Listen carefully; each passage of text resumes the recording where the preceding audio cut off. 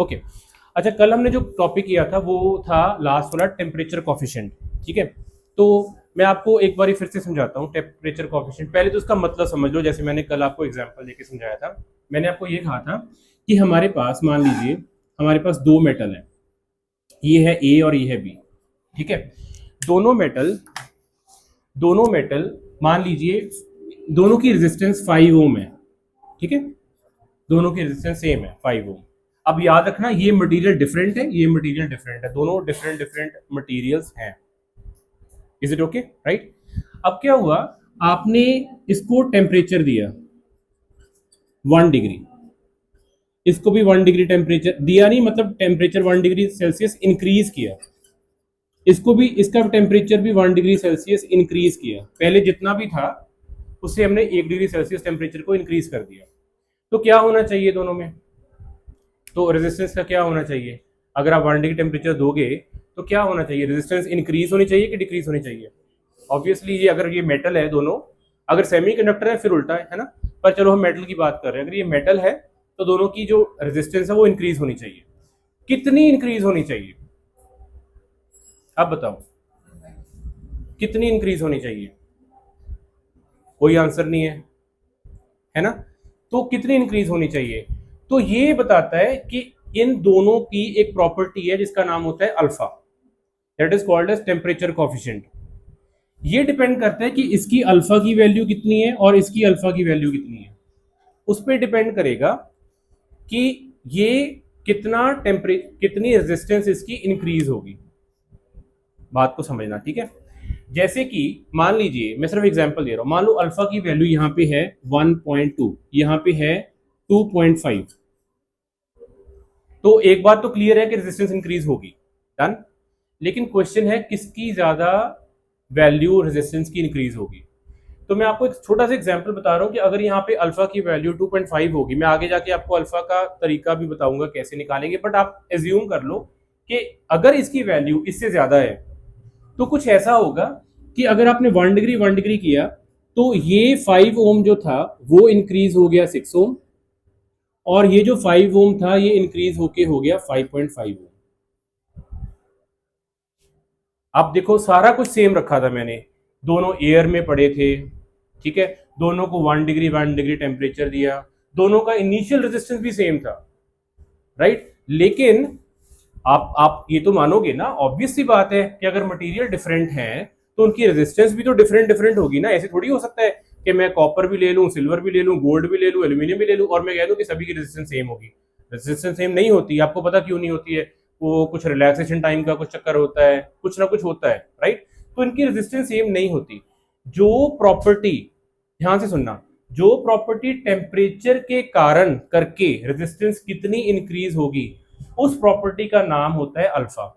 और ये हर एक मेटल का अल्फा की वैल्यू अलग होती है, राइट। अल्फा की वैल्यू हर एक मेटल की अलग से होगी। वो अल्फा क्या कैसे होता है? अल्फा ना, जैसे एक बुक में उन्होंने ये वैल्यूज पहले निकाल ली हैं। उन्होंने यहाँ पे अल्फा, यहाँ पे उन्होंने लिख के रख दिया कि जी अगर कॉपर है तो उसकी अल्फा की वैल्यू ये है, अगर सिल्वर है तो उसकी अल्फा की वैल्यू ये है, अगर मान लो हमारे पास लेट से गोल्ड है तो उसकी अल्फा की वैल्यू ये है। तो पहले दे दिया तो हमें ईजी हो जाता है, हमें पता लग जाता है वहां से कि अगर मान लो कि सिल्वर लूंगा या कॉपर लूंगा तो जिसकी अल्फा की वैल्यू ज्यादा होगी ना, वो अगर टेम्परेचर इंक्रीज करूंगा तो उसकी रेजिस्टेंस ज्यादा इंक्रीज होगी इन कंपैरिजन टू जिसकी अल्फा की वैल्यू कम होगी, राइट। तो अल्फा क्या हो गया? Alpha is a property of a material. Copper की अल्फा डिफरेंट, सिल्वर का डिफरेंट, गोल्ड का, तो सभी का अल्फा की वैल्यू डिफरेंट होती है। Property of a material, right. बात समझ में आ गई इतनी? ठीक है। तो ये जो अल्फा होता है, तो आपको जब भी अल्फा आएगा ना तो आपको इस पे ध्यान देना है कि यार टेम्परेचर राइज हुआ है, ओके अच्छा टेम्परेचर राइज हुआ है तो रेजिस्टेंस क्या होगा? हाँ इंक्रीज होगा। लेकिन किसका ज्यादा होगा? ये डिपेंड करेगा कि अल्फा की वैल्यू किसकी ज्यादा थी। इसीलिए अल्फा को बोलते हैं टेम्परेचर कॉफिशिएंट। टेम्परेचर कॉफिशिएंट, आपने कल क्या लिखा था? अल्फा को टेम्परेचर कॉफिशिएंट। लेकिन साथ में एक वर्ड और ऐड कर दिया, किसका कॉफिशिएंट? रेजिस्टिविटी का। अच्छा देखो, अब मैं फिर वही बात कर रहा हूँ, है ना। मैं बोल तो रेजिस्टेंस रहा हूँ आपको, लेकिन यहाँ पे मैं रेजिस्टिविटी निकाल रहा हूँ। क्योंकि मैंने आपको कल भी पहले भी मैंने समझाया था कि अगर रेजिस्टिविटी इंक्रीज होगी ना तो रेजिस्टेंस तो अपने आप ही इंक्रीज होगी राइट। तो अल्फा होता है टेम्परेचर कॉफिशिएंट, मतलब कि कॉफिशिएंट का मतलब होता है टेम्परेचर का इन्फ्लुएंस क्या होगा, ऐसे समझ लो, ठीक है ना। टेम्परेचर कॉफिशिएंट किसके ऊपर, रेजिस्टिविटी के ऊपर, राइट। तो अल्फा को निकालने के लिए हमने फॉर्मूला कौन सा बनाया, हमने कल लिखा था। तो हमने कहा कि एक काम करो, आप जैसे मान लो मुझे अल्फा निकालना है, यहां से मान लीजिए यही एग्जांपल है, मुझे यहां से अल्फा निकालना है, तो वो कहते हैं काम करो, जब आपके पास पहले टेम्परेचर कितना था, मान लीजिए टेम्परेचर था पहले 25 डिग्री सेल्सियस, अब आपने कितना कर दिया 26 डिग्री सेल्सियस, हमने यही कहा था ना, 1 डिग्री टेम्परेचर इंक्रीज किया। तो कहते हैं काम करो, इसको मान लो final resistance, final resistivity, okay चलिए अभी मैं 6 ओम लिख रहा हूं, बट लेट्स से इसकी यूनिट्स, रेजिस्टिविटी के यूनिट्स हम लिख रहे हैं, रेजिस्टिविटी के यूनिट्स क्या होते हैं, ओम मीटर। तो मान लीजिए ये है ओम मीटर और ये भी है ओम मीटर, ठीक है। तो कहता मान लो जी कि आपके पास फाइनल रेजिस्टिविटी थी 6 ओम मीटर और इनिशियल रेजिस्टिविटी थी 5 ओम मीटर। आप मुझे बताओ 5 ओम मीटर कौन से टेम्परेचर पे थी, नहीं नहीं, वन तो इंक्रीज किया था ना।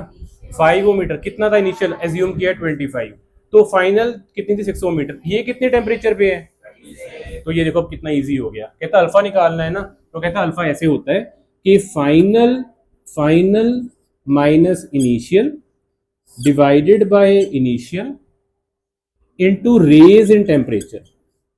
तो अगर मैं इस सभी पे ये वाला फॉर्मूला लगाऊं, मुझे बताओ वैल्यूज लगाऊं, क्या कौन कौन सी वैल्यूज आएंगी, क्या आएगा, इसकी जगह क्या आएगा, इसकी जगह क्या आएगा, रो की जगह क्या आएगा 6, रो नॉट की जगह क्या आएगा 5 डिवाइडेड बाय 5 और टी माइनस टी नॉट, ये होता है फॉर्मूला। बस बार बार यही फॉर्मूले लगते हैं। आई होप अब समझ में आ गया होगा। ऐसे करके आप क्या करोगे, आप एक्चुअल में अल्फा की वैल्यू निकालोगे। ये तो हमने जैसे एज्यूम किया था ना 2.5, अब आपको एक्चुअल में पता लग जाएगा कि अल्फा की वैल्यू कितनी आ रही है। डन, समझ में आ गया, ठीक है। तो ये होता है alpha, temperature coefficient rho minus rho naught upon rho naught into T minus T naught. और एक और बात बताऊं, क्योंकि हमें पता है आर जो होता है that is nothing but rho L over A, यही होता है ना, यही होता है ना। तो अगर आप लेंथ और एरिया को कांस्टेंट मान लें, मतलब एक बॉडी का लेंथ और एरिया चेंज नहीं हो रहा है, तो आप यही फॉर्मूला रो सॉरी आर के हिसाब से भी लिख सकते हो। कैसे, बहुत इजी, ये देखो अल्फा इज इक्वल टू रो को आर के साथ रिप्लेस कर दो, सेम फॉर्मूला। ये दोनों फॉर्मूले ऐसे ही चलते हैं, चाहे आप रो के साइड पे लिख लो, कल आपने रो का लिखा था ना फॉर्मूला, तो आप उसके नीचे आज ये वाला फॉर्मूला ये लिख दो 2 पॉइंट, और आर का फॉर्मूला भी लिख लो। दो चीजें हो सकती हैं, या तो वो आपको अल्फा कह सकता है, या वो आपको कहेगा फाइनल रेजिस्टेंस निकालो, अल्फा गिवन होगा। मैं अभी वही लिखाने वाला हूँ। तो अगर मान लीजिए आपके पास ये रिलेशन है और आपको कहा जाए कि हमें फाइनल रेजिस्टेंस निकालो, मान लो आपको क्वेश्चन आता है कि आपको अल्फा गिवन हो, आपको अल्फा मटेरियल का गिवन हो और आपको कहा जाए find the final resistance, final resistance निकालो एट टेम्परेचर टी, जो भी टेम्परेचर था, जो आपने टेम्परेचर इंक्रीज किया। तो एक काम करो, वो कहता है कि यहां से ना आर की वैल्यू अगर आपको याद करना तो आप यहां से आर की वैल्यू भी निकाल सकते हो, इसी फॉर्मूले से, नथिंग एल्स। तो कैसे निकालोगे, आर की वैल्यू निकालनी है, सभी चीज इधर मल्टीप्लाई कर दोगे पहले, फिर आर नॉट को इधर लेके जाके प्लस कर दोगे, है ना। तो यहाँ पे देखते हैं क्या आएगा, R is equal to R naught plus R naught इधर आ गया, प्लस ये तो सारा मल्टीप्लाई हो जाएगा, alpha into R naught into T minus T naught. यहाँ से अगर आप आर नॉट को कॉमन निकाल लो तो ये एक बहुत ही पॉपुलर फॉर्मूला ऐसे याद किया जाता है, ये वाला, R is equal to R naught 1 plus alpha T minus T naught. नहीं समझ में आया, मैं दोबारा से यहाँ, अगर किसी को नहीं आया तो यहाँ से हम इसको यहाँ पे मल्टीप्लाई कर रहे हैं, alpha R naught T minus T naught is equal to R minus R naught. तो आर नॉट को इधर ले गए तो बन गया R naught plus alpha R naught T minus T naught, और वहां से हमने आर की वैल्यू निकाल ली। Find the final temperature, final resistance at temperature T. तो ये बहुत इंपॉर्टेंट रिलेशन है, मतलब बहुत बार इसका क्वेश्चन रिपीट होता ही है, कई बार मतलब एक बोर्ड में एग्जाम में आ जाएगा, एक बार नहीं आएगा फिर आ जाएगा, तो ये आते हैं ये वाले क्वेश्चन, ठीक है, इजी है। ओके, अच्छा अभी एक और यहाँ से मुझे बताओ अल्फा जो होगा फॉर मेटल्स, अल्फा क्या होगा, पॉजिटिव होगा या नेगेटिव होगा? अल्फा पॉजिटिव होगा, कैसे पता लगा आपको? यस, मतलब हमेशा आपका जो फाइनल रेजिस्टेंस है वो हमेशा ज्यादा होगी अगर आप टेम्परेचर इंक्रीज करोगे, है ना। तो ये वैल्यू ज्यादा होगी, ये कम होगी, तो आपको आंसर हमेशा पॉजिटिव मिलेगा, बिल्कुल ठीक है, ये पॉजिटिव होता है। तो आप मुझे ये भी बता दो कि सेमीकंडक्टर्स में फिर क्या होगा? यस, तो ये एक नंबर का क्वेश्चन आता है कि alpha is negative for semiconductors, ionic conductors और क्या था, इलेक्ट्रोलाइट। तीनों केसेस में जो अल्फा है वो नेगेटिव होता है, ठीक है। तो पॉजिटिव का मतलब क्या हो गया, अल्फा इज पॉजिटिव, इसका मतलब होता है it means resistance increases with rise in temperature, ठीक है। एंड अल्फा इज नेगेटिव, इसका मतलब होता है resistance decreases with rise in temperature।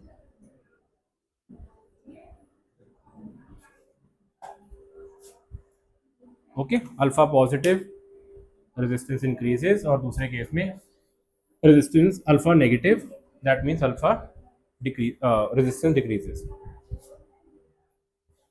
और एक और केस बताओ यहाँ पे, अलॉयज के केस में,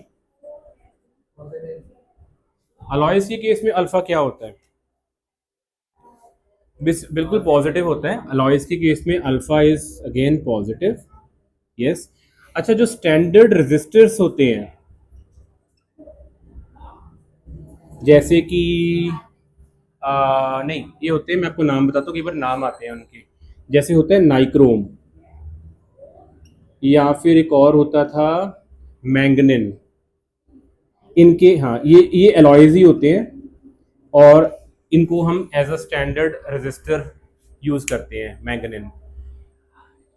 इन केस में अल्फा क्या होगा? ओ वेरी नाइस, शाबाश, ऑप्शन भी नहीं देने दिया आपने तो अल्फा क्या होगा?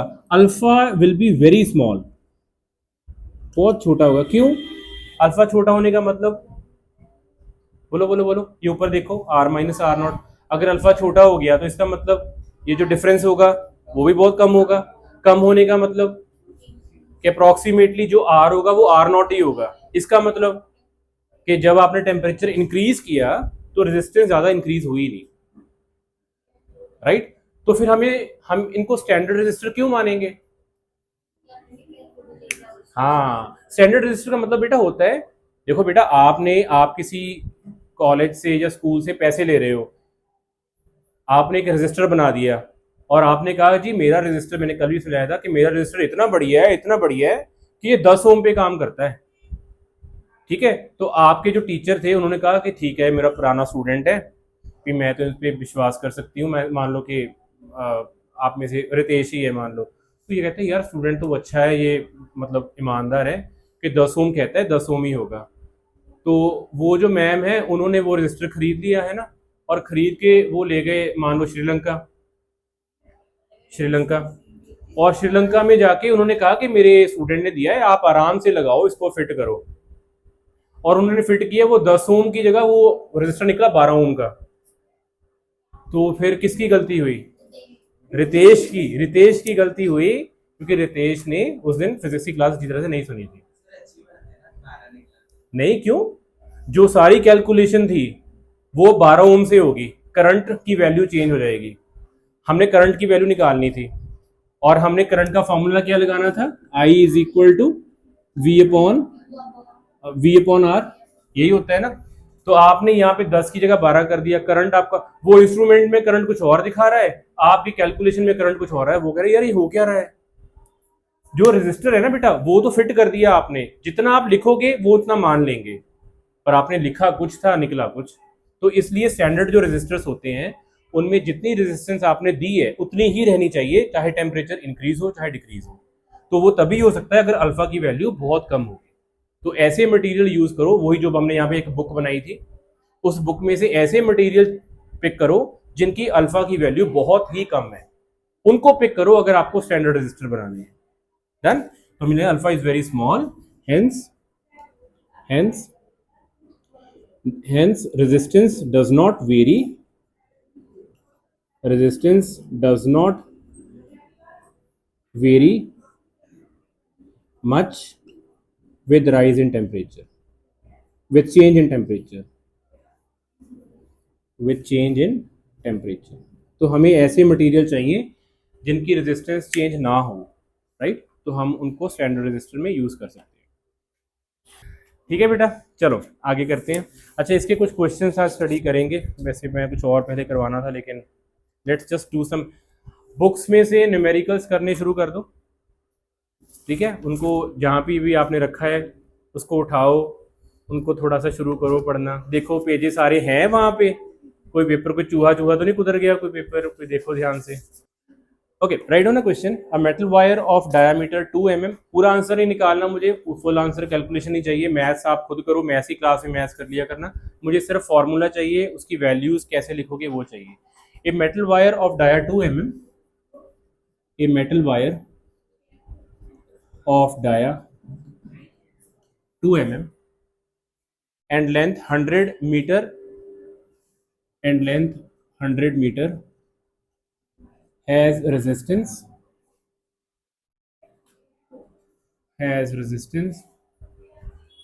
0.5475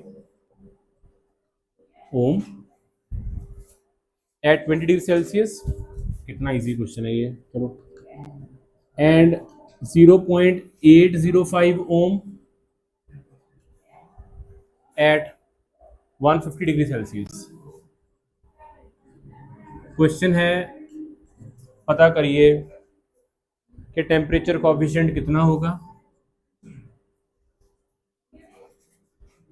एट 0 डिग्री सेल्सियस। नहीं सॉरी, टेम्परेचर कोएफिशिएंट कितना होगा, और टेम्परेचर कोएफिशिएंट की वैल्यू कितनी होगी। सेकंड है रेजिस्टेंस कितना होगा at 0 degree Celsius. Third question है रेजिस्टेंस कितना होगा, रेजिस्टिविटी कितनी होगी। ओह, इतना भी इजी नहीं है। रेजिस्टिविटी कितनी होगी at 0 and 20 degree Celsius. Resistivity कितनी होगी एट 0 एंड 20। तो मुझे आप सिर्फ क्या करोगे, फॉर्मूला लिखोगे, कैसे निकालना है। आंसर पे मत जोर देना, नेक्स्ट पार्ट शुरू कर देना जब आपने लिख दिया। हाँ जी,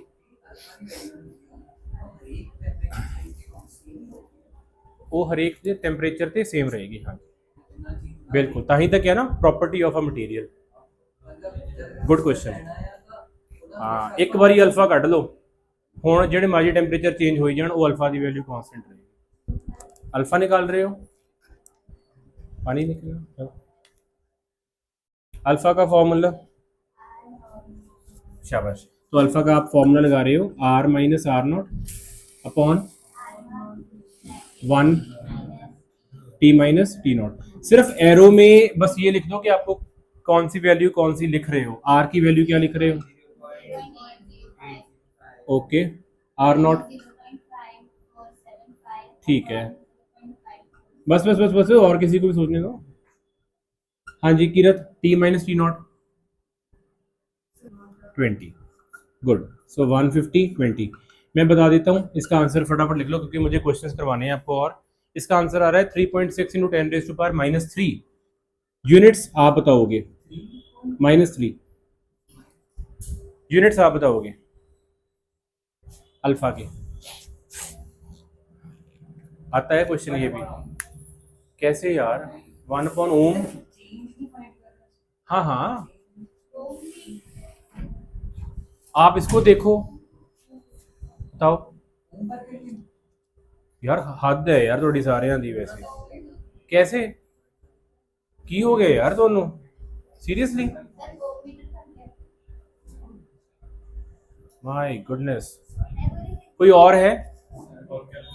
हाँ हाँ, पर डिग्री सेल्सियस, जे सेल्सियस है सेल्सियस, जो केल्विन है केल्विन। ये ओम है बेटा, नीचे भी ओम पड़ा हुआ है, ओम से ओम कैंसिल हो गए तो रह क्या गया, सिर्फ सेल्सियस रह गए। क्या हो गया, कहाँ पे हो आप? पर डिग्री सेल्सियस। ओके चलो ये हो गया, अल्फा निकल गया, आपको वैल्यू मैंने लिख दी है। नेक्स्ट क्वेश्चन करो, सेकंड पार्ट कैसे करोगे?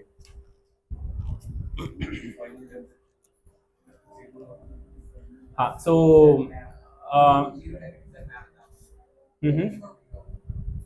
ध्यान रखना मेटल वायर है। हाँ तो तुसी थोड़ा ध्यान नाल सोच के करियो, तुसी आर नॉट किनू रखना और आर किनू रखना, ये थोड़ा जिहा फोकस करियो। So I think R naught should always be that value which is less, right, and R should be the more value, उस हिसाब से चलोगे। तो उसने कहा है रेजिस्टेंस पता करो जीरो पे, तो ये जो रेजिस्टेंस पता करनी है आपको जीरो पे, उसको आप आर मानोगे कि आर नॉट मानोगे? अगर आप इसको आर मानोगे तो आर नॉट किसको मानोगे? तो 0.54 कौन से टेम्परेचर पे था? तो 20 पे रेजिस्टेंस इतनी थी, तो जीरो पे रेजिस्टेंस इससे ज्यादा होगी कि कम होगी? तो अगर कम होगी तो उसको आर कहोगे कि आर नॉट कहोगे? पर तुसी क्यों उदां दे पंगे च पाओगे? तुसी अल्फा नु पॉजिटिव कर देना और तुसी आंसर कढ़ना शुरू कर देना। बिल्कुल बिल्कुल आ जाएगा आंसर, राइट। तो एक काम करते हैं बेटा, हम यहाँ पे हम एक चीज यहाँ पे याद रखते हैं कि अगर यहाँ पे 0 डिग्री सेल्सियस है, मैं यहाँ पे लिखाता हूँ आपको मैं क्या बोल रहा हूँ। आपके पास रेजिस्टेंस एट 0 डिग्री सेल्सियस, इसका मतलब ये जो रेजिस्टेंस होगी इट विल बी लेस। किससे लेस होगी? लेस देन जो भी है, चाहे आप इसको मान लो इसको मान लो, हम मोस्ट प्रोबेबली इसको मान लेते हैं, less than 0.5475 at 20 degree Celsius. Question ये था, आप जो आप सोच रहे थे ना बिल्कुल अच्छा सही सोच रहे थे, आप यहाँ पे आर लेने की कोशिश कर रहे थे। अगर यहाँ पे रेजिस्टेंस होती ना मान लो 40 डिग्री सेल्सियस, तो मैं इसको आर मान लेता। क्यों? 20 पे वैल्यू इतनी आ रही है, 40 पे वैल्यू ज्यादा आएगी। अब क्योंकि जीरो था तो मैं इसको आर नहीं मान रहा हूँ, इसको आर नॉट मान रहा हूँ। ये एक तरीका है, दूसरा और भी है इसके तरीके जैसे कबीर ने कहा, लेकिन मैं अभी सिर्फ एक पे फोकस कर रहा हूँ। तो जब भी रेजिस्टेंस कम हो गई तो आपको इसको आर मानना है, therefore resistance at 0 degree Celsius को हम कहेंगे आर नॉट, क्योंकि इसकी वैल्यू लेस आएगी। ठीक है, तो अब बोलो जी फॉर्मूला क्या होगा? तो हमारे पास फॉर्मूला है, क्या कैसे करें? हमारे पास फॉर्मूला क्या था? कहीं से भी लगा दो, हम ये वाला, हाँ यहाँ से शुरू कर देते हैं। R is equal to R naught, आगे क्या था? 1+α टी माइनस टी नॉट। ठीक है, यहाँ से शुरू कर लेते हैं। अब हमें आर की वैल्यू कितनी है ये बताओ? गुड, 0.5475 हमने इसको आर माना। आर नॉट हमें फाइंड करना है, अल्फा 3.6, टी की वैल्यू, हाँ ध्यान रखना है टी और आर रिलेटेड है, आर टी, तो ये है 20 और टी नॉट 0। बाकी आप जो भी कर लोगे यहां से सॉल्व हो जाएगा। क्लियर है? तो ये जो आर नॉट की वैल्यू आई that is coming to be 0.5105, 0.5105 ओम।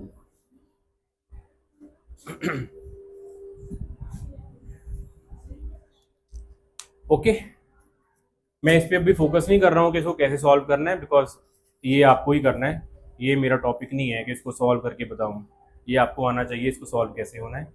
तो जब भी आप इसको सॉल्व करोगे आर नॉट का आंसर आ जाएगा। थर्ड पॉइंट, रेजिस्टिविटी निकालो एट 0 एंड 20 डिग्री सेल्सियस। सोच के देखो, प्लान कर रहे हो तुम, अब दो सोचो उसको, आप सोच, हाँ तो वो तो आर है ना बेटा, आपके पास आर और रो के डिफरेंट रिलेशन है, रो ए ओवर एल यूज करोगे। ये तो मित्रा जे तो नहीं पढ़िया ना, मैं तुम दस दिना, तू ना मतलब हमेशा अपने ना उसके कान से लेके ला कि I am responsible for my own destruction. देखो आपने रेजिस्टेंस निकाली है, डन, आपको रो निकालना है, आप कभी कर ही नहीं सकते हो, आप ये वाले फॉर्मूले से कभी निकाल, आप ये सोच रहे हो ना कि मैं alpha is equal to rho minus rho naught लगा दूंगा, करके देख लो, क्या कर लोगे आप वहां से, ये लो रो, ये वाला formula rho is equal to rho naught 1 + alpha, क्या करोगे आप, ना आपके पास रो नॉट है ना आपके पास रो है, कैसे निकालोगे, तो एक वैल्यू तो चाहिए ना पहले, तो वो कैसे निकालोगे जब आपको आर गिवन है, ये देखो क्वेश्चन में कुछ और दिया हुआ था, डायमीटर लेंथ, तो ये तभी दिया था ताकि आप रेजिस्टेंस को रेजिस्टिविटी में आंसर निकाल सको। तो आप क्या करना चाहिए था, आपको सबसे पहले आपको फॉर्मूला लगाना चाहिए था R is equal to rho L over A, यहां से आपको रो की वैल्यू निकालनी है। Is it okay? ठीक है, तो आप क्या करोगे यहां पे, अब कौन कौन सी वैल्यू रखोगे, अब कौन कौन सी वैल्यू रखोगे, उसने क्या कहा था आपको, find the resistivity eight 0 degree Celsius, तो अच्छा है ना कि हमने रेजिस्टेंस निकाल ली है ये वाली एट 0 डिग्री सेल्सियस, तो ये रेजिस्टेंस रख देते हैं, क्योंकि यही रेजिस्टेंस है 0 पे आ रही है, तो ये वाली वैल्यू रख देते हैं 0.5105, रो की वैल्यू निकालनी है, एल की वैल्यू 100 है, ए की वैल्यू मुझे बताओ, कौन बताएगा, आप नहीं बताओगे, इसे मैं पूछूंगा वो बताएगा, नहीं सैनस, ए कैसे निकालेंगे,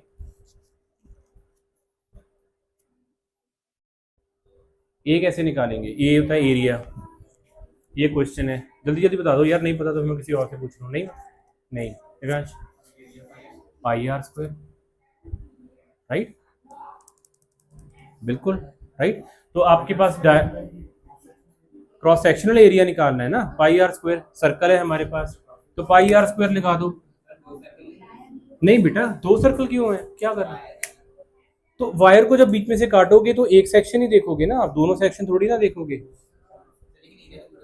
हाँ किसका एरिया निकालते हैं हम, तो वायर का डायमीटर का एरिया, इसका एरिया निकालते हैं, जो आप सोच रहे हो मैं इसका निकालूंगा, सभी का एरिया तो सेम ही होगा, यहाँ पे वही होगा, यहाँ पे वही होगा, यहाँ पे भी वही होगा, तो एरिया तो सेम होएगा ना, आप उसको लेंथ के साथ क्यों, वो तो वॉल्यूम के टाइम पे काम आएगी हमें, है ना, तो एरिया बन गया पाई आर स्क्वायर। वैसे जनरली आपको एक और बात बताऊं, अगर आप ये वाला फॉर्मूला थोड़ा सा इसको ऐसे याद कर लो तो आपको थोड़ा और इजी हो जाएगा, नहीं तो फिर आपको क्या करो, डायमीटर का हाफ कर दोगे रेडियस, वैसे ज्यादातर ये वाला फॉर्मूला यूज होता है, पाई/4d², मतलब वही है, क्योंकि पाई आर स्क्वायर में आप आर को d/2 कर दो, उसका स्क्वायर कर दो, तो वो πd²/4 बन गया, तो ये ऐसे ये बहुत बारी बोला जाता है π/4d², πd²/4 नहीं बोला जाता, π/4d², ऐसे याद किया जाता है, मतलब ये बहुत ही पॉपुलर चीज है ये π/4d², याद आ जाए वेल एंड गुड, नहीं तो पाई आर स्क्वायर तो है ही है, राइट, तो यहाँ पे पुट कर दोगे डी की वैल्यू, पुट कर दोगे डी की वैल्यू कितनी पुट करोगे अभिनंदन, डी की वैल्यू कितनी है, यूनिट्स है, मीटर में चेंज करो, ਜੇ ਤੁਸੀਂ ਸੋਚਦੇ ਇਦਾਂ ਆ ਵੀ ਪਤਾ ਨਹੀਂ ਨਾ, ਤੁਸੀਂ ਜਿੱਦਾਂ ਆਰਬੀਆਈ ਦਾ ਇੱਕ ਨਵਾਂ ਡਿਸੀਜਨ ਲੈਣ ਲੱਗੇ ਆ, ਕੋਈ ਤੁਹਾਡਾ ਦੇਸ਼ ਦਾ ਭਲਾ ਹੋਣਾ ਆ, ਹਾਂਜੀ ਸਾਹਿਬ, और देख कितना इधर बोलिया भी यार कितने क्वेश्चन मैंने पूछ रहे हैं, छोटे छोटे क्वेश्चन, 2 × 10⁻³ और क्योंकि स्क्वायर है तो उसका स्क्वायर भी कर रहे हैं, इदा नहीं कर, सुन लिया उन्हें, डन। तो यहाँ से आप क्या करोगे, आप यहाँ से रो की वैल्यू निकालोगे, रो का आंसर जो आएगा दैट वुड बी 1.60 × 10⁻⁸। किदा नहीं गिवन होंगे बेटा, दस फिर CBSE ਨੂੰ चैलेंज कर देंगे, हाँ जी क्या, मुझे क्या पता, यहाँ पे -8 का मैंने लिख दिया, छोड़ दो, पता नहीं, छोड़ो इन्हें का प्लीज रहने दो, ये आ गया, ये किसकी वैल्यू आई, रो की, ये वैल्यू रो की लिखेंगे, रो नॉट, मेरे हिसाब से हमें क्या लिखना चाहिए, ये डिपेंड करता है हमें उसके बाद क्या पूछा है उसने, 0 के आगे n20, तो इसको हम रो नॉट बोल देते हैं, बेटर है, क्योंकि 20 में हम फिर उसको रो बोल देंगे, है ना। अब बताओ रो कैसे निकालोगे,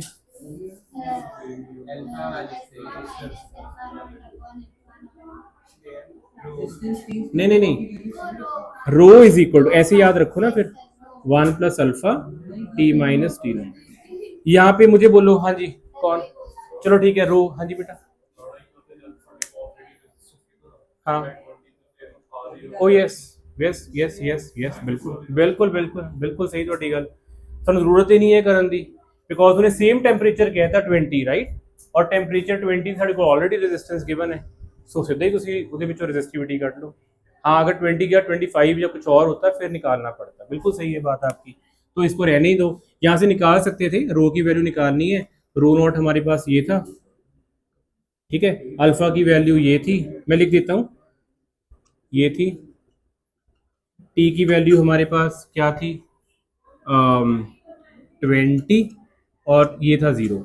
यहाँ से आ जाएगा ऑल्टरनेटिवली, जो ज़्यादा इजी है, कि आप directly r is equal to rho L over A, यहाँ पे r की वैल्यू वो डाल देते 0.5475, l की वैल्यू डाल देते 100, और r की वैल्यू देते π/4 डी स्क्वायर, और d की वैल्यू होती हमारे पास 2 × 10⁻³ का स्क्वायर।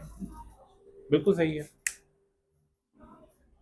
ओके बेटा, यही चीज़ मैं चाहना कि तुसी मतलब सेल्फ एनालाइज करो, जैसे मैं ये कर रहा था, है ना। तो आपको ये ना मतलब अभी अगर इंस्टेंटली नहीं आता, इट्स टोटली ओके, लेकिन घर जाके सोचना यार क्यों ऐसे क्यों नहीं। हो सकता है आप ये सोचो और मैं कहूँ नहीं आप गलत कर रहे हो, नहीं ऐसे नहीं होगा, उसका कोई रीजन होगा मे बी, लेकिन कई बार आप ठीक भी होगे। अगर आप गलत भी होगे तब भी आपको याद हो जाएगा कि मुझे क्यों करना था। मतलब जब आप अपने आप से क्वेश्चन करोगे ना तो आप ज्यादा लर्न करते हो। तो ये 10th और 12th की फिजिक्स में ये डिफरेंस है। जब आप 9th-10th में होते हो ना, आपको बता दिया बेटा ये करना है, फटाफट 99 90 94% 93% आपके नंबर आते हैं। मुझे पता होता है कि 12वीं में आके ना बस उल्टा पुल्टा हो जाएगा, क्योंकि आप क्वेश्चन नहीं कर रहे हो अपने आप से, जो आपने टीचर ने कह दिया आपने फटाफट उसको लिख दिया। आपको क्वेश्चन करने हैं, क्यों ऐसा क्यों नहीं हो सकता, ऐसे नहीं कर सकते। डन, ओके फाइन, ये हो गया हमारे पास। तो हमने यहाँ पे काफी कुछ सीख लिया अल्फा के। तो आपने एक चीज नोट की है, अल्फा हमें सिर्फ एक बार निकालना पड़ा, उसके बाद टेम्परेचर हमने चेंज कर रहे हैं, कभी इस पे निकालो कभी कुछ और करो, हमने अल्फा वुड नॉट चेंज, एक बार ही अल्फा निकाल लो, फिर किसी भी टेम्परेचर पे वो अल्फा वाली वैल्यू पुट करो, आपको आंसर मिलते जाएंगे। Done, okay next question. Okay देखो ये भी इजी है, ये तो आप फटाफट दो। देखो ये मैं अभी डिक्टेट ही करवा रहा हूँ। A copper wire of resistance 10 ohm, थोड़ा शॉर्टकट शॉर्ट हैंड राइटिंग में लिखना। A copper wire has a resistance, a copper wire has a resistance of 10 ohm and area of cross section 1 mm square, and area of cross section 1 mm square.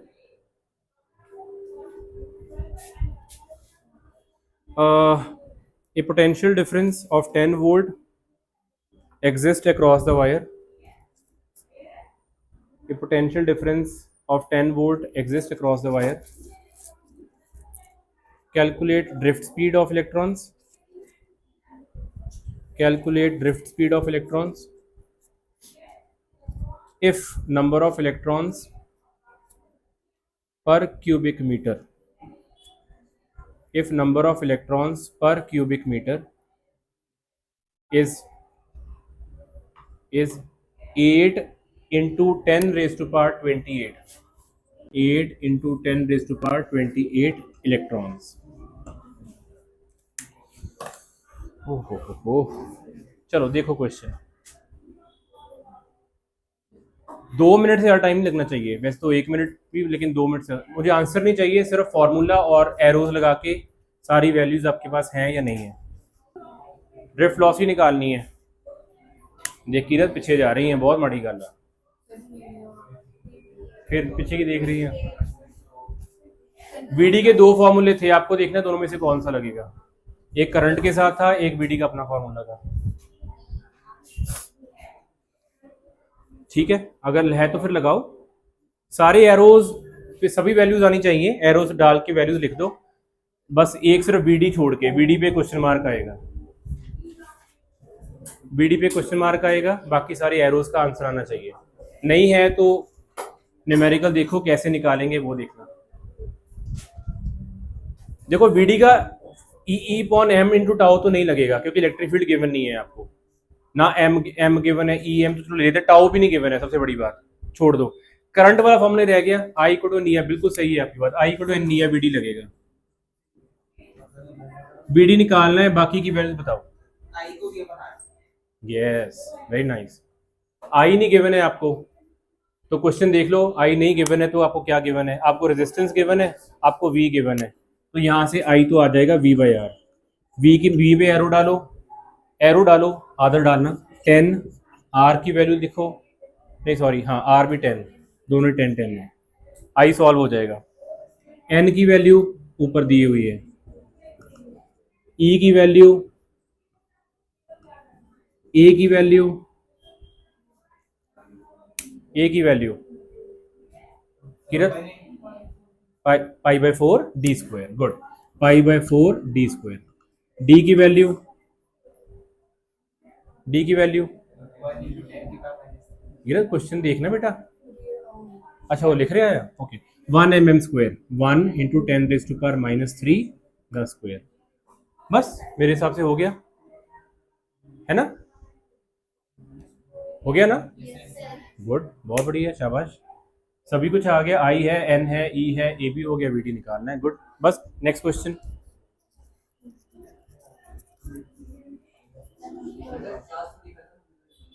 बस पक्का ਤੁਹਾਡੇ जो भी ਤੁਹਾਡੇ घर ਦਾ ਲੱਗਾ ਹੋਇਆ है, ओके हो गया, नेक्स्ट क्वेश्चन लिखो, बस बस सॉल्व मत करो प्लीज, नेक्स्ट क्वेश्चन लिखो। Calculate electric field in A copper wire, calculate electric field in A copper wire of area of cross section, of area of cross section 2 mm square, carrying current 1 ampere, carrying current 1 ampere, and conductivity of copper, बस यही यहाँ पे है, and conductivity of copper is 6.25 × 10⁻⁷ Simon पर metre, ये दिया हुआ है, सोचो क्या करेंगे, मुझे भी नहीं आ रहा दिमाग में, कौन सा फॉर्मूला लगाएंगे, कंडक्टिविटी गिवन है तो थोड़ा सा दिमाग में रखना आपको क्या गिवन है, हाँ मतलब कंडक्टिविटी गिवन है मतलब आपको रेजिस्टिविटी गिवन है ना, रेसिप्रोकल हो जाएगा, करंट गिवन है, एरिया गिवन, इलेक्ट्रिक फील्ड निकालना है, कौन सा फॉर्मूला ऐसा है, कौन सा, हाँ तो फिर टाउ नहीं गिवन ना आपको, रिलैक्सेशन टाइम नहीं ना गिवन आपको, जे का फॉर्मूला होता है, ये करंट डेंसिटी का फॉर्मूला लगेगा, करंट डेंसिटी क्या कौन सा करवाया था, आई अपॉन ए करवाया ना, लेकिन आई एक और फॉर्मूला होता है, I upon A is equal to sigma E, मतलब conductivity into E. Next question लिखो, एग्जाम्पल नंबर 21, ओके हाँ ये वाला अच्छा क्वेश्चन है, ये आता है, देखो, a wire of 10 ohm resistance is stretched, a wire of 10 ohm is stretched to thrice its original length, wire of 10 ohm is stretched to thrice its original length, thrice original length, ठीक है, और what will be its new resistivity, new resistance, what will be its new resistivity, new resistance, new resistivity निकालनी है, new resistance निकालनी है, ये बहुत important है, अगेन ये एमसीक्यू का बड़ा मतलब एक क्या कहते हैं ना पेट क्वेश्चन, पॉपुलर क्वेश्चन ये वाला, जिसमें स्ट्रेच हो रही है वायर, इसमें इंपॉर्टेंट वर्ड है स्ट्रेच होना, तो बताओ कैसे करोगे, मैं बताता हूँ, सुनो, पहली बात ये स्ट्रेच हो रही है, ये लेंथ थ्राइस ऐसे नहीं हो रही कि आपने ये वायर ली, उसके साथ आपने ये वायर जोड़ दी, उसके साथ आपने ये वायर जोड़ दी, ये ध्यान रखना, बस यही क्वेश्चन का मेन है, ऐसे नहीं हो रहा, 3 टाइम्स नहीं हो रही है, स्ट्रेच करके एक ही वायर को खींच के उसको थ्राइस कर रहे हैं हम, 3 टाइम्स गुना कर रहे हैं। अब ये पता क्यों है, आप मुझे बताओ, जब आपने एक चीज को 3 टाइम्स स्ट्रेच किया, आपके दिमाग में क्या आएगा, आप कहोगे यार रेजिस्टेंस ही निकालनी है न्यू, तो न्यू कितनी होगी, बड़ा इजी है, 3 हो गई, 3 टाइम्स हो गई। हमने पढ़ा हुआ था resistance is proportional to length, तो अगर लेंथ 3 टाइम्स हो गई तो रेजिस्टेंस भी 3 टाइम्स हो गई। यहां पे गलती हो जाएगी। वो तब होता अगर मैं ये वाला कंसेप्ट जो मैंने आपको कहा कि हमने एक वायर को 3 बार मतलब उसको थ्राइस कर दिया, स्ट्रेच नहीं किया, और वायर जोड़ दी उसके साथ, तो वो वायर सेम मटेरियल की 3 टाइम्स इंक्रीज हो गई। अब उसकी रेजिस्टेंस कितनी होगी, तो R is proportional to L, अगर आपने 3 टाइम्स कर दी तो उसकी रेजिस्टेंस भी 3 टाइम्स हो जाएगी। समझ में आ रही है बात? लेकिन इंपॉर्टेंट वर्ड है, हमने ऐसे नहीं किया, हमने इसको स्ट्रेच किया। इसका मतलब आपने एक वायर ली और उसको स्ट्रेच कर दिया, राइट। अब उसमें आंसर क्या आएगा, सुनो। जब आप एक चीज को स्ट्रेच करोगे तो याद रखना सबसे इंपॉर्टेंट बात क्या होगी, जो ओरिजिनल लेंथ थी और जो नई लेंथ है दोनों का वॉल्यूम सेम रहेगा। Original length, new length, stretch length, याद रखना, मैं फिर बोल रहा हूं, दोनों का वॉल्यूम चेंज नहीं होगा। वॉल्यूम चेंज नहीं होगा। जब बेटा आप किसी, ये एक वायर है ना, आप इसमें कुछ मान लो, इसमें कुछ इसमें कुछ फिल कर दो, पानी भर दो इस पे। अगर आप इसको स्ट्रेच करोगे ना तो पानी पहले इसके बीच में था, अब वो डिस्ट्रीब्यूट हो जाएगा 3 टाइम्स में। तो जब स्ट्रेच करते हो ना तो वॉल्यूम नहीं चेंज होता, इसकी स्पेस नहीं चेंज होती। जैसे अभी आप देख रहे हो, अभी ये पूरा सर्कल है, अगर आप इसको खींच दोगे ऐसे पकड़ के तो ये एलिप्टिकल हो जाएगा, है ना। लेकिन जो इसका अंदर स्पेस है ना वो चेंज नहीं होगी। स्पेस का मतलब होता है वॉल्यूम चेंज नहीं होगा। जितना अंदर से अभी खाली है, बाहर जब इतना स्ट्रेच करोगे तब भी उतना ही खाली होगा, बस फर्क इतना है, अभी ये गोल है, उसके बाद चपटा हो जाएगा, ऐसे नीचे ऐसे हो जाएगा, लेकिन ये बढ़ जाएगा और ये वाली वैल्यू कम हो जाएगी। देखो सोच के देखो, ऐसे कर रहे हैं हम, खींच रहे हैं, तो ये वाली वैल्यू ऐसे पतली हो जाएगी, और ये हमने खींच दिया इसको, तो ये वाली स्पेस बढ़ गई और ये जो ऊपर वाली स्पेस है ये कम हो गई। लेकिन क्योंकि ये उतनी कम हुई जितनी ये बढ़ी, तो वॉल्यूम चेंज नहीं होता है। तो जब ये स्ट्रेच वर्ड आ जाएगा तो मतलब वॉल्यूम चेंज नहीं होगा। ये ही इसका पार्ट है, आगे तो 2 मिनट का आंसर है ये। तो अगर ये वॉल्यूम चेंज नहीं होगा तो जितना ओरिजिनल वॉल्यूम होगा उतना ही नया वॉल्यूम होगा। ओरिजिनल वॉल्यूम का नाम दे दिया हमने original area A, original length L. नए वॉल्यूम को हमने नाम दे दिया, उसका एरिया भी चेंज हो गया, लेंथ भी चेंज हो गई, क्योंकि आपने खींचा था तो उसका एरिया भी चेंज हो गया और लेंथ भी चेंज हो गई, ए डैश एल डैश। ठीक है, तो आप यहां से क्या करो, आप यहां से ए डैश अपॉन ए निकाल लो, ए डैश अपॉन ए, तो ये आ जाएगा एल अपॉन एल डैश। ठीक है ना, ए डैश अपॉन ए आ गया, L dash upon L, L upon L dash. Okay, अच्छा अभी एल की जगह क्या लिख दो, एल, और एल डैश की जगह क्या लिख दो, आप 3L लिख दो, क्योंकि आपने स्ट्रेच किया तो वो 3 टाइम्स हो गया, 3L हो गया। तो ए डैश अपॉन ए हो गया L upon 3L, L upon 3L, right. तो ऑब्वियसली एल से एल कैंसिल करोगे, ये आ गया 1/3। ये किसकी वैल्यू आ गई, ए डैश अपॉन ए, रेशो की वैल्यू आ गई 1/3। बहुत इंपॉर्टेंट है, इसको याद रखना। अच्छा, अभी हमें क्या निकालना है, हमें न्यू रेजिस्टेंस या न्यू रेजिस्टिविटी निकालनी है। मान लीजिए हम न्यू रेजिस्टेंस निकालते हैं पहले, तो रेजिस्टेंस कितनी होगी, तो हम निकालेंगे R dash upon R, ratio निकालेंगे R dash upon new resistance original. New का फॉर्मूला लिख दो, rho dash L dash E dash rho L A, ये लिख दो। ओके, अभी बताओ क्या क्या कैंसिल होगा, रो क्यों कैंसिल होगा, मटेरियल सेम है, वेरी नाइस, ये है कंसेप्ट, मटेरियल सेम है। तो रो अगर आपने स्ट्रेच किया तो मटेरियल थोड़ी चेंज हुआ, तो रो डैश और रो सेम होंगे, तो रो डैश से रो मतलब कैंसिल आउट हो गया। एल डैश को क्या करेंगे, एल डैश को क्या करेंगे, एल डैश को क्या करेंगे, एल डैश को आप लिखोगे कहाँ कहाँ गया एल डैश, ये था, यहाँ पे लिखना चाहिए था मैं। एल डैश की वैल्यू कितनी है, 3L। तो एक काम करते हैं, इसको सॉल्व कर लो, मेरा ख्याल है बहुत इजी होने वाला है अभी। एल डैश को कर दो 3L, ए डैश को ए डैश रहने दो, एल को एल रहने दो, और ए को ए रहने दो। इससे फायदा क्या होगा, पहले तो कुछ कैंसिल आउट करो, ये कैंसिल हो गया, ए ऊपर चला गया, ए डैश नीचे आ गया, 3A अपॉन ए डैश। ए अपॉन ए डैश की वैल्यू कितनी थी, ये 1/3 थी, तो 3 हो गई, तो ये आ गया 3 × 3। Which is 9। तो आर डैश आ गया 9R। वेरी वेरी इंपॉर्टेंट, मैं इसके कई चीजें यहाँ पे बता सकता हूँ। पहली बात, पहले लिख लो आर डैश 9R। आपने देखा स्ट्रेच कितना हुआ था और रेजिस्टेंस कितनी इंक्रीज हुई। ऐसे ही होता है, अगर स्ट्रेच होगा 2 तो रेजिस्टेंस होगी उसकी 4। अगर स्ट्रेच होगा मे बी 4 टाइम्स तो रेजिस्टेंस हो जाएगी उसकी 16। लेकिन स्ट्रेच होना चाहिए। अगर आप सिर्फ लेंथ 4 टाइम्स इंक्रीज कर रहे हो तो फिर रेजिस्टेंस भी 4 टाइम्स इंक्रीज होगी। तो उसके उल्टा, बिल्कुल उससे उल्टा, हाँ हाँ वही चलेगा। बिल्कुल हाँ, मतलब उसका उल्टा कर दोगे ना, स्क्वायर रूट कर दोगे ना, आप स्क्वायर करे तो भी स्क्वायर रूट कर दोगे। चलो एक आंसर निकालो, मुझे एक आंसर यही बताओ, पहले बताओ ये समझ में आ गया। यहाँ पे रेजिस्टिविटी भी तो निकालनी थी, न्यू रेजिस्टिविटी क्या होगी, सेम रहेगी। क्यों सेम रहेगी, मटेरियल चेंज नहीं किया आपने। वेरी गुड, शाबाश।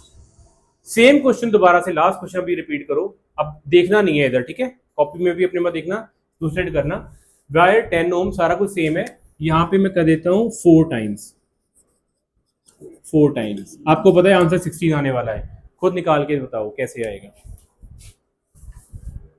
स्ट्रेच किया है वायर 10 ओम में, it is stretch to 4 times the original length, find the new resistance. देखना मत, पहले दिमाग लगाना, अगर कहीं फंसोगे फिर देखना।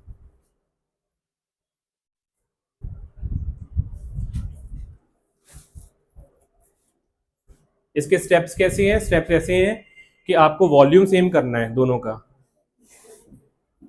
जो ओरिजिनल वॉल्यूम है वो ए एल और जो न्यू वॉल्यूम है वो ए डैश एल डैश। वहां से आपको एल और एल डैश की वैल्यू लिख देनी है और ए डैश और ए की रेशो निकाल देनी है। यहां तक पहुंचना है आपको, ये लिख तो दिया मैंने। वायर 10 ओम सेम क्वेश्चन, वो 4 टाइम्स लिख दिया वहां पे। आपको ए डैश अपॉन ए की रेशो लिखनी है, बस यहां तक आपको पहुंचना चाहिए, फिर काम इजी है। ए डैश अपॉन ए कितना आ जाएगा, को देखोगे ए डैश अपॉन ए आपका आएगा, पहले आ रहा था 1/3। तो ये भी चीज़ याद रखने वाली है ना। जब वायर 3 टाइम स्ट्रेच हुई तो 1/3, जब वायर 4 टाइम स्ट्रेच हुई तो ए डैश अपॉन ए आ गया 1/4, है ना। अब आर डैश अपॉन आर करो। गुड, आर डैश की वैल्यू लिख दो। हाँ जी, नहीं, ਤੁਸੀਂ ਆਰ ਡੈਸ਼ ਅਪੋਨ ਆਰ ਕੱਢਦੇ ਹੋ, ਨਹੀਂ ਤੁਸੀਂ ਅੱਛਾ ਉੱਪਰ ਕੱਢ ਲਿਆ ਨਾ। ਹਾਂ, ਹੁਣ ਉੱਪਰ ਏ ਡੈਸ਼ ਅਪੋਨ ਏ ਦੀ ਵੈਲਿਊ ਕੱਢੀ ਸੀਗੀ ਨਾ, ਉਹ ਵੈਲਿਊ ਪੁੱਟ ਕਰ ਦਿਓ। ਹਾਂ, ਹੁਣ ਤੁਹਾਡੇ ਕੋਲ ਥੋੜਾ ਥੱਲੇ ਤੁਸੀਂ ਲਿਖਿਆ ਉਹ ਏ ਅਪੋਨ ਏ ਡੈਸ਼ ਲਿਖਿਆ, ਸੋ ਇਹਦਾ ਮਤਲਬ ਕਿ 4 ਆ ਜਾਣਾ ਨਾ। गुड, 4/4 इंटू 16 आ जाना। ये बेटा कहीं प्रॉब्लम पूछो, कर लो पहले, समझ रहे हो बेटा। तो ये समझ में आ गया कि स्ट्रेच और विदाउट स्ट्रेच वाले क्वेश्चन में क्या करना है ना। अगर यही क्वेश्चन आता कि आपको, आपने वायर को 4 टाइम्स इंक्रीज कर दिया, स्ट्रेच वर्ड यूज नहीं किया, तो रेजिस्टेंस कितनी आएगी फिर, 4R आ जाएगी।